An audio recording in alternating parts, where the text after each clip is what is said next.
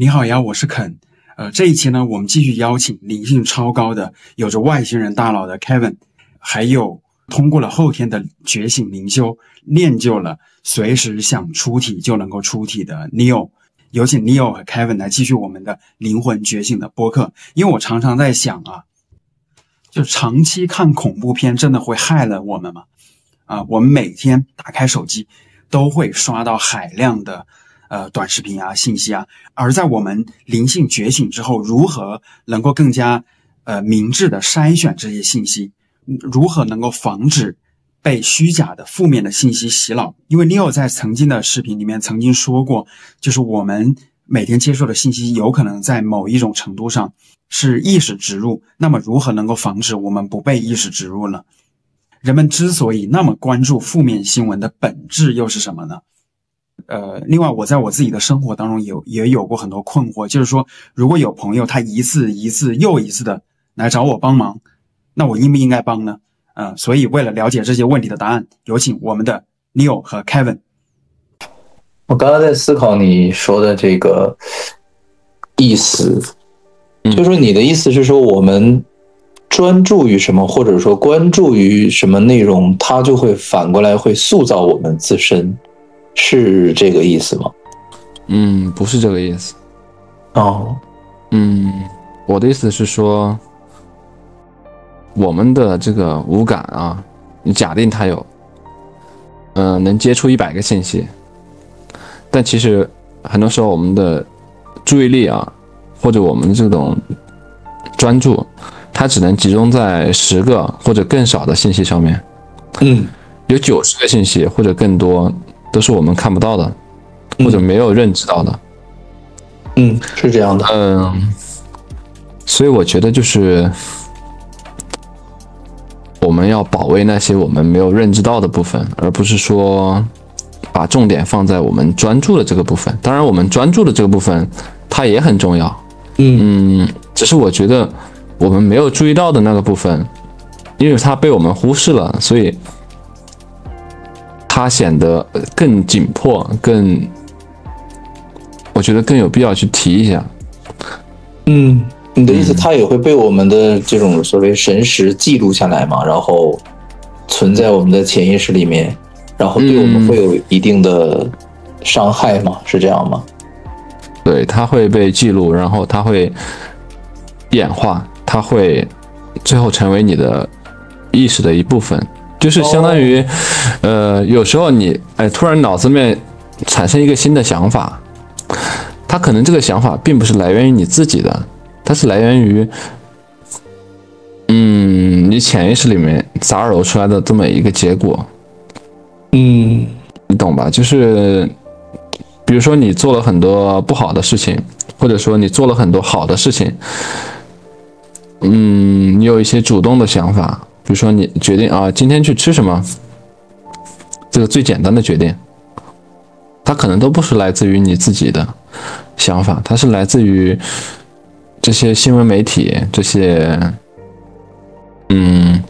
周圍的這些信息廣告呀，或者說是你跟他人交流談到的，或者說你的眼睛在這些場合裡面看到的呀，就是它很複雜，它甚至不在你的這個注意這個範疇內，你懂吧？它是一個很隱蔽的事情，就是我們接收到的，但是並不是我們關注到的信息。对，它是它依然会繼續的去影響我們。它是潛意識層面的，而且它對人的影響其實可以說是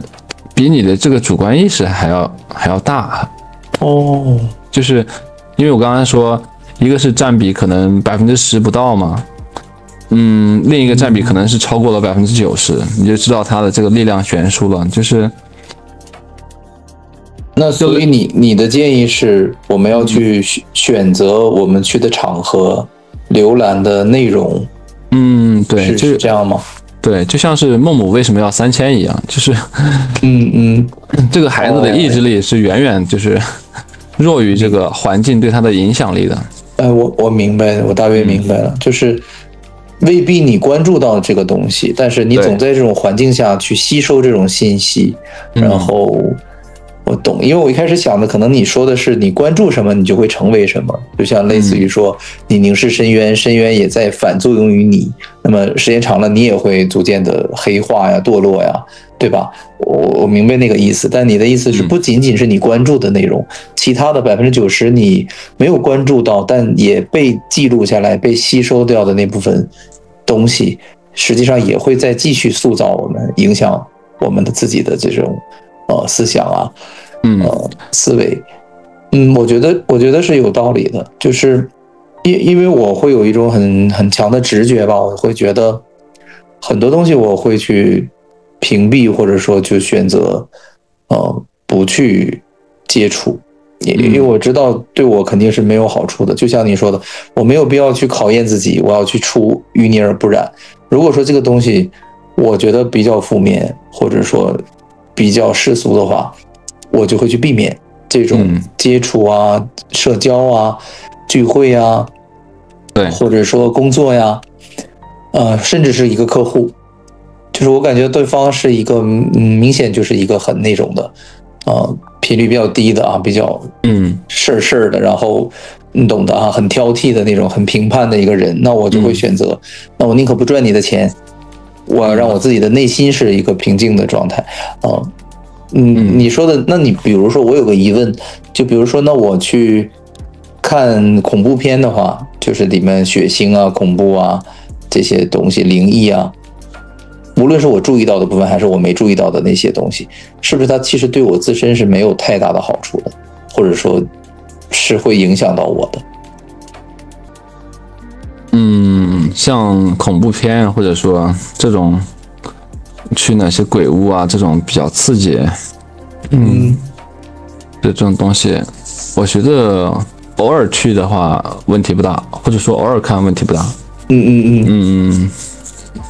長期看對你的精神狀態肯定是有不好影響的，就是也不是說它完全不能看，完全不能幹，就是它畢竟只是一個藝術作品嘛，或者它只是看電影，它也不是一個就是真正的去到一個恐怖的環境裡面去，它只是一個很安全的距離去觀察這個東西。我覺得注意一下頻率啊，反正我現在不太看恐怖片，我以前挺愛看的，然後我現在就覺得就是有點看不了，然後就覺得我覺得他對我不好。我現在是能看，只是我覺得沒意思，就是沒有恐怖的元素。我也覺得沒有意思，但是我會覺得就是那種有太多的那種鬼怪啊，那種恐怖的東西，我覺得他會，我倒不是說害怕，但我覺得他對我有負面的影響。就是它會加強我的這種恐懼的心理，就是去胡思亂想啊，去搞那些怪力亂神的那些就是沒有必要的東西，就是對我沒有正面影響至少。然後反而我會去就是每天都要去看一些佛學的呀，或者是一些正面的一些靈性的東西，就至少這些東西它是有正面能量磁場的，我感覺它對我是有滋養作用的。然後負面的那種血腥的，我現在也是就是有點接受不了，就我的直覺告訴我這個東西我很難承受吧，或者說我沒有必要去承受這個東西。有一陣子會感興趣，就是會覺得覺得很刺激啊這些東西，但是現在覺得這些東西，尤其你剛才說完之後，我會更加的確定吧，就是這些東西不會給我帶來什麼好的影響。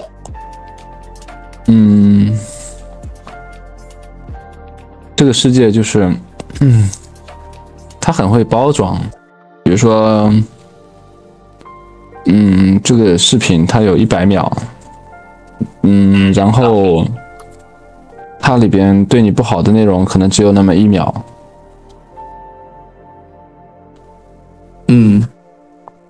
比如說這個書裡邊它有100句話，但是99句都是好話，然後有那麼1句是他想要植入到你大腦裡邊的東西，是對你不好的。就是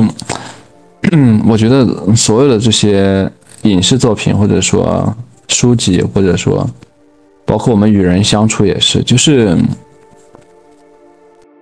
那些很壞、很邪惡的東西，它是非常善于偽裝的，就是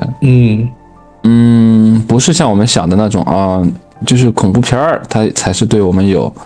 壞處的。往往就是那些非常正能量的片子，裡面也会有很壞、很壞的內容，就是只是你察覺不到，你懂吧？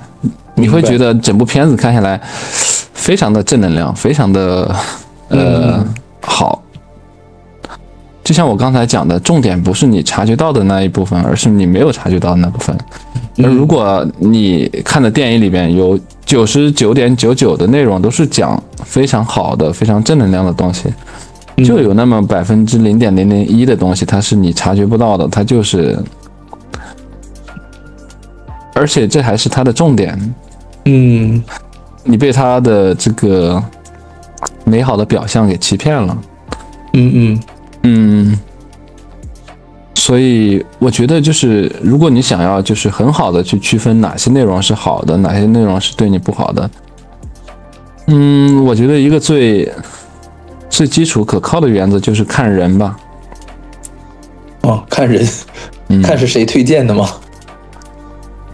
對，一個是看誰推薦的，主要是看他是誰製作的。比如說這個書的作者是誰呀？這個電影的導演是誰呀？編劇是誰呀？他是屬於哪個層級的人？他是在哪個圈子的？混哪個圈子的？你對一個人越了解，你就或者說你對一個人，我覺得只能通過在人身上去找這種着力點吧，因為作品太難了，就是你不可能說是拿個放大鏡去一幀一幀的去看這個，是甚至帶着那種特別懷疑、特別考究的去看，誰都沒有這樣的經歷。我覺得最好的篩選辦法就是人，就是跟你交朋友一樣，這個人他對這個人他傷害過我一次，給我留下了特別不好的印象，那我就遠離這個人，不會給他第二次機會，因為這個世界上有太多太多的人，你懂嗎？對，包括電影作品也是這樣的，就是如果一個電影作品，你發現它裡邊有不好的東西，當然這其實是一個很漫長的過程，或者說它是一個很難察覺的過程，那麼你就可以選擇就是把它拉入你的黑名單，不是說把這個作品拉入黑名單，而是把這個導演把這個製作組拉入你的黑名單。我倒是經常會感覺到不對勁兒的地方，就是我還行吧，我覺得就完全符合我的，我還比較少。就是我看大多數人的，無論是網友留言吶，還是抖音的一些留言吶，然後我都會覺得就是哎呀，好像很多東西就是會有一些問題吧，就是我就想哎呀，就去糟粕吧，就是這種感覺。就是真要較起真兒來的話，其實很多內容是我自己的標準哈，就是我覺得是沒有愛心的，就是就不是很慈悲，或者說還是有評判性的東西在裡面的，就是會讓我覺得不太舒服。就是但是我甚至以前我都有這樣的階段，我會想去評論，想去指出別人的問題，然後後來我發現了，然後我就不評論了，我就刪掉了，我甚至我打了好幾百個字，然後全部刪掉，就我突然發現不對勁，這個不对，就不應該是這樣的，就是然後我就察覺到了。然後，但是我會發現很多人其實還是在這種怪圈當中，然後包括就是佛學圈也是，我就經常說嘛，在抖音直播裡，這些學佛學的都是在不停的吵架。然後，我以前甚至會想去加入這個討論，跟他們去吵架。然後很快的我就會選擇，就是我只是聽一聽，然後到現在就是我根本不會去聽，就是不會去聽，不會把注意力放到這個上面。因為我覺得就是對我沒有任何的幫助，就是因為我察覺到了這裡面，就像你講的那種，它裡面有太多的內容你要去分辨，然後它灌入你的思想裡面，然後去影響你的很多的東西，然後是很雜七雜八的一些東西，然後那種傲慢呐，那种你懂的那种人性的東西，就是比如说我们俩会抱团起来，然后去踩另外一个人，这种，哎，他懂什麼呀？他連私生地都不懂，就是我覺得好可怕呀。我覺得這是學佛的人說出來的話嗎？就是去抱團踩別人，然後那種優越感，那種驕傲，那種傲慢，然後我就覺得哇塞，這還不如不學呢，我就覺得。就是你講這個其實跟我剛才說的又是另外一個話題了，就是其實我想說的不是說你評判或者說不評判，我想說的是你要有選擇性的去遠離那些傷害過你或者說曾做過一些不好的事情的一些群體，他們就是你不要想着就是等着他變好，或者說是去評判他，這就是這就是人家的範疇了，相當於不在你的管轄內，然後就相當於我們交朋友一樣，我們都是選擇好的人跟他去交往，但如果一個人他做了一些事情我們不可饒恕，我們無法就是接受，那我們就遠離就好了。就是我們不是對，就我們不是說評判他，說他這樣做的不好，或者說帶有很大的怨氣，覺得對這個人有很大的這種憤恨，並不是這樣的，只是說我們選擇了跟他保持距離，這是一種對我們自我的保護，就是特別是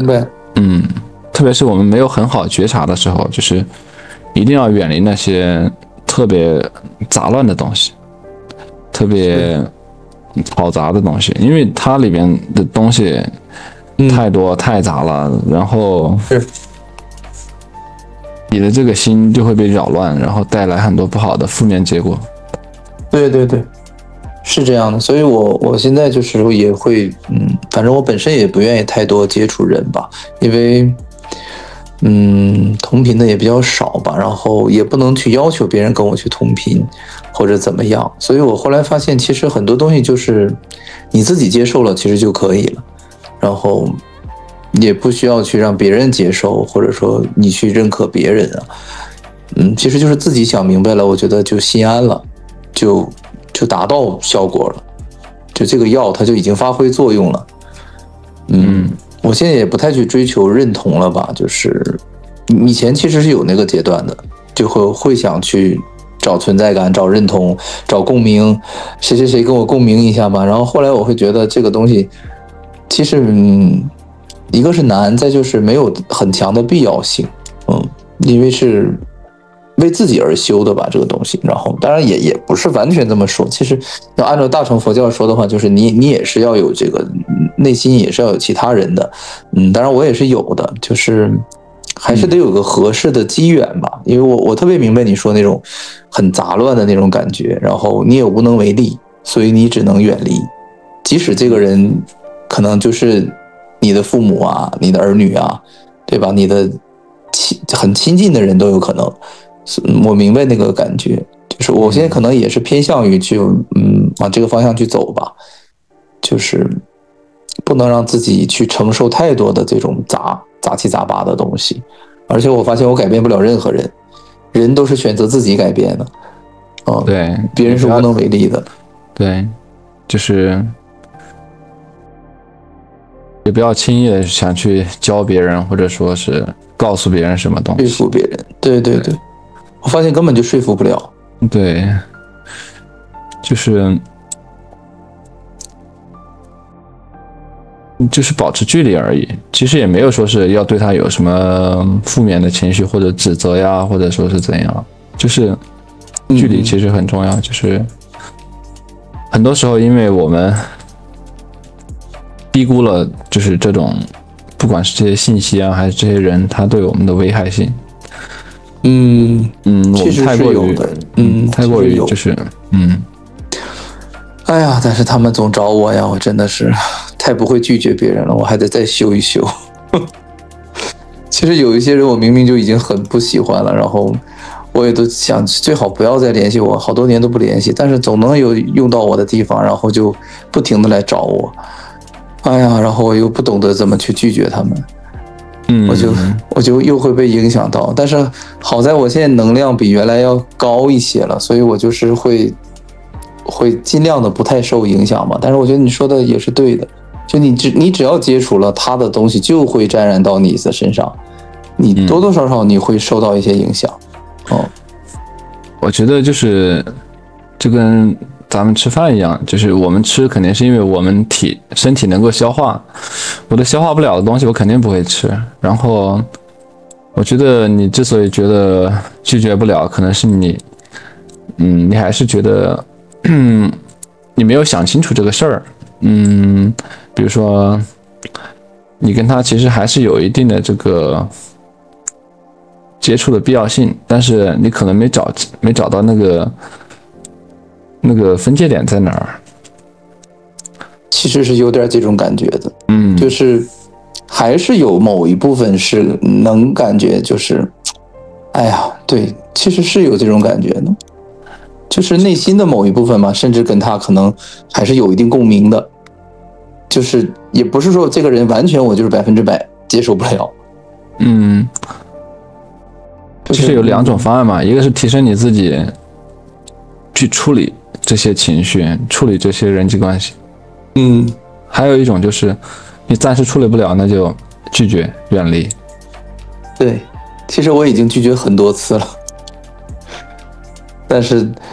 過了一段時間又會找上我，然後我現在就覺得我必須得學會拒絕，然後也有好多人我也其實已經拒絕了。就是已經開始在減少了吧，就是以前的我真的是太好說話了，就是誰找我幫忙我都會幫，然後哎呀，就是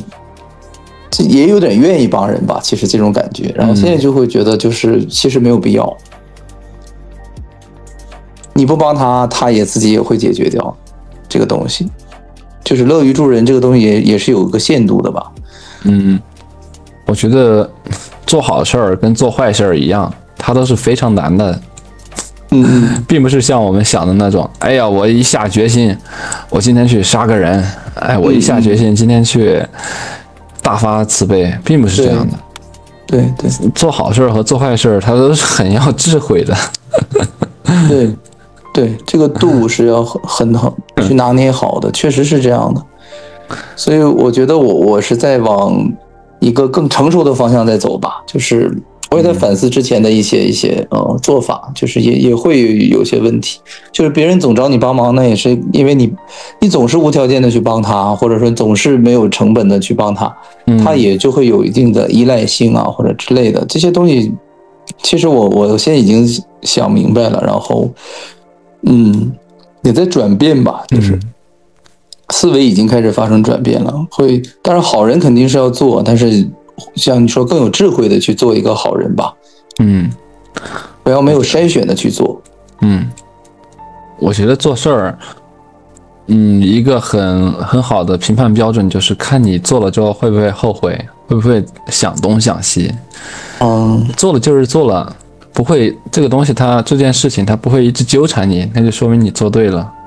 如果這個事情做了之後，你一直還在想着這件事兒，還在糾纏，就說明你做的不夠好，或者說是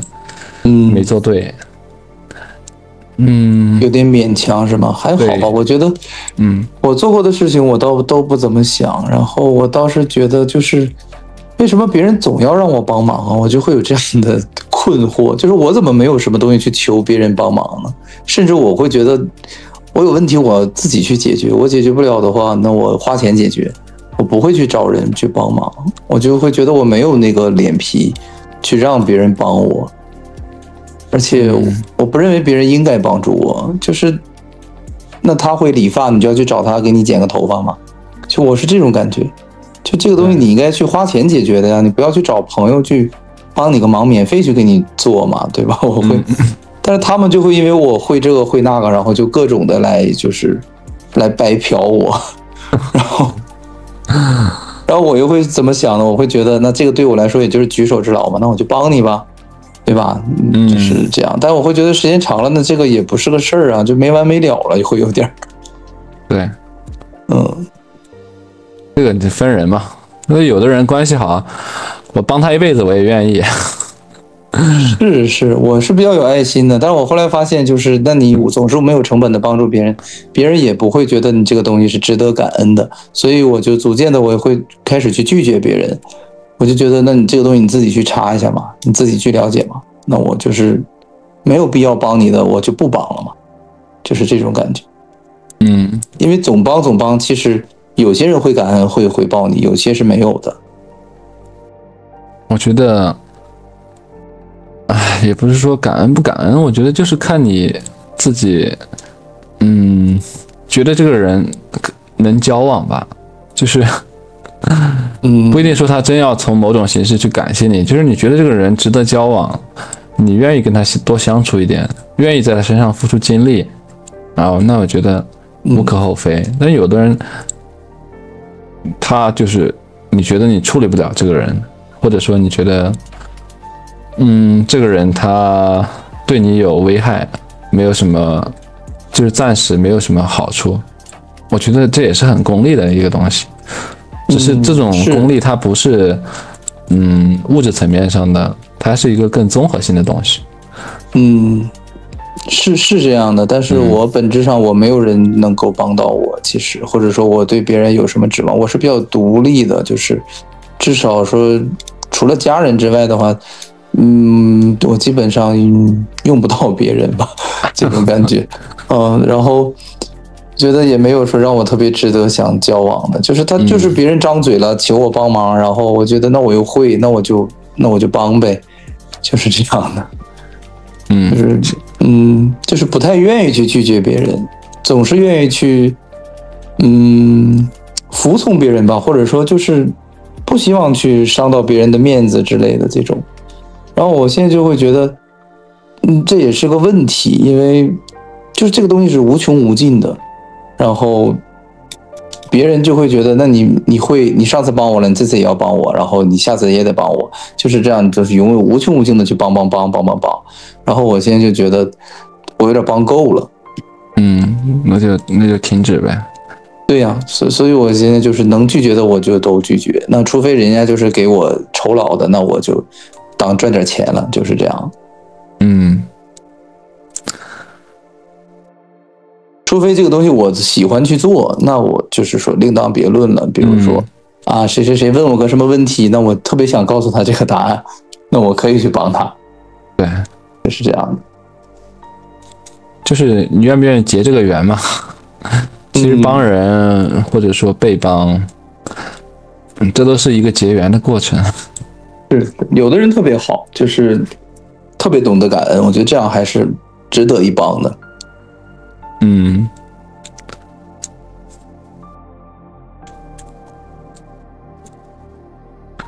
他們怎麼聊到這個話題？就是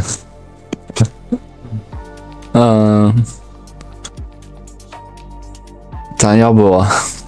開一個新的話題，或者你有想到什麼？好，就往下聊也可以。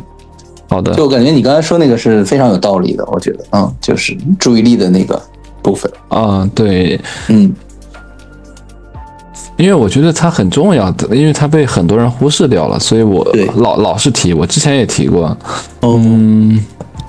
之前什麼時候提過？我怎麼不太有印象？也是咱們做節目的時候。那可能是沒太聽懂那時候。对，估計是沒聽懂。對，沒聽懂，確實理解起來得稍微繞點彎。對，這個確實不好理解，因為它在我們的感知之外。就類似於我們現在去聊靈性的東西，那靈性的東西看不見摸不着，太抽象了。對，那你說我就比如說我面對一個比如說抖音評價啊，就是網友會留言對吧？就我看到一個人說一大堆負面的東西啊之類的那些，就是指責呀、評判吶、不滿吶，我就會本能性的就是我不會去讀，我就會去忽略這些東西，因為我知道他大約講的是什麼東西，然後他的論點是什麼。然後那些東西其實我也理解，我也明白，然後但是我就是不想把我的注意力放在這些東西上，因為我感覺，沒有什麼幫助，就是對我也沒有幫助。對，那這個也算是比較好的一個現象呗。分2種情況嘛，就是一種情況是你，你真的理解了，或者說你確實沒必要看這條信息。還有一種情況就是你只是在逃避。我會覺得這個東西沒有意義，就是我會覺得他就是，那我抱怨我也可以抱怨，我也有很多不滿，我也可以講啊。我能理解，其實就比如說他們很多人覺得我生活的不好是因為之類的啊，國家呀、政府啊，我没有出生在新西蘭呐、爱爾蘭呐等等等吧。然後我會覺得這個東西確實很好理解，然後身邊的人也有這樣說。但我覺得這個東西它的意義是什麼呢？就是討論它的意義是什麼？是我們要起義嗎？還是要幹嘛？就是對，那你要做什麼呢？就是只是抱怨嗎？就是而且我覺得就是這個東西能不能提升我的生活的幸福感？對，可能对于我來說是比較我的目的就是如果看了這個新聞它會提升我的幸福感，那我就看。如果或者滿足我的好奇心也可以，就是我去看別人去抱怨一件事情的時候，我會覺得它既不滿足我的幸福感，也沒有辦法滿足我的好奇心，就是它對我來說是沒有意義的一句廢話，這種感覺。對，你這種心態其實是正常的，就是很多人他看這些就是或者說抱怨國家呀，或者說看一些社會的負面新聞呢，他其實他的重點並不是說要去解決這個問題，或者說是想到一個辦法，而他的重點其實是轉移他的注意力，其實他本身其實可能有很多自身的問題，或者說对，生活中他自己的課題他沒有處理，他很難處理，對，很難面對。他如果去轉移到這樣一個他處理不了的，他只能討論的這樣一個話題，就是他的精神其實是暫時得到了那麼一個歇息吧，或者他的焦慮也減少了。对，是因為我能理解，我也想抱怨，我抱怨的時候我也覺得我輕鬆了很多，就是這個不怪我呀，這怪別人呢，對吧？這種感覺確實會讓人得到片刻的一個輕鬆吧。所以他們發這些也是一種對自己有好處的東西，就是一種自我排解吧。對，行，可以理解。而且我發現挺多的，就是尤其抖音上面真的是，哎呀，就是好多吧，就是大家會找一切的機會去炫耀也好，虛構也好，總之就好多這種東西，我就覺得挺有意思的。對，就是網絡世界嘛，因為現實世界得不到宣洩，網絡世界就是大家的這個宣洩的這麼一個通道嘛，是一個平台。是我只能和一些比較幽默的東西就是共鳴一下，就是開玩笑之類的搞笑的，然後其他的我真是無法共鳴。對，不用去做反應，就是這只是別人拉了一堆屎。對，有這種感覺，確實能感覺到，就是好多都是指責吧，就是但是我覺得對他們自身不好，我是這麼感覺的，就是這種指責其實因為我以前也想去指責，然後我覺得那個時候我的狀態並不會幫助到我，不會讓我的心情真的變好。就指責他人其實不是一個良藥，有點那個飲鴆止渴的感覺，就是實際過這個時間過去了之後，那些指責又都會回到自己身上，就會加強那種負面的感受吧。對，它不是一個解決方案，它只是一個暫時性的這麼一個宣洩。怎麼說呢？緩解。咱們不去做這種聯想，就是不管這個東西對他好還是壞，就是咱們遇到這種事兒，就是不去看，或者說是看了當沒看見。是，因為我也無權去指責別人的指責嘛，這個我也懂。確實我也沒有權利，那別人願意做什麼是人家的自由，對，我就是只選擇我認為有營養的東西就可以了。確實我也不應該去評判別人的評判，是這樣的。对。